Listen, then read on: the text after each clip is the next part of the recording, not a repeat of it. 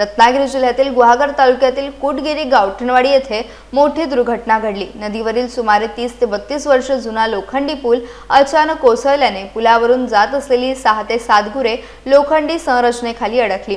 या दुर्घटनेत दिलीप गुरव यांच्या मालकीच्या एका बैलाचा मृत्यू झाल्याची प्राथमिक माहिती समोर आली आहे। पूल कोसळल्यानंतर परिसरात एकच खळबळ उडाली असून ग्रामस्थांनी तातडीने घटनास्थळी धाव घेत अडकलेल्या जनावरांना बाहेर काढण्यासाठी प्रयत्न सुरू केलेत। मात्र नदीपात्रातील पाण्याचा वेग आणि पुलाचे जड लोखंडी गर्डर यामुळे बचाव कार्यात अडथळे निर्माण होत होते। घटनेची माहिती प्रशासन आणि आपत्ती व्यवस्थापन यंत्रणेला देण्यात आली असून पुढील मदत कार्य सुरू करण्यात आले। दरम्यान हा पूल काही दिवसांपूर्वी संबंधित विभागाकडून सर्वेक्षण करण्यात आल्याचे स्थानिक नागरिकांचे म्हणणे आहे। सर्वेक्षणानंतरही पूल कोसळल्याने त्यांच्या सुरक्षेबाबत आणि प्रशासनाच्या कार्यपद्धतीवर गंभीर प्रश्न उपस्थित केले जात आहेत। सुदैवाने दुर्घटनेत कोणतीही मानवी जीवितहानी झाली नसली तरी जनावरांचं मोठं नुकसान झालंय। या पुलाच्या दुर्घटनेमुळे परिसरातील वाहतूक देखील विस्कळीत झाली।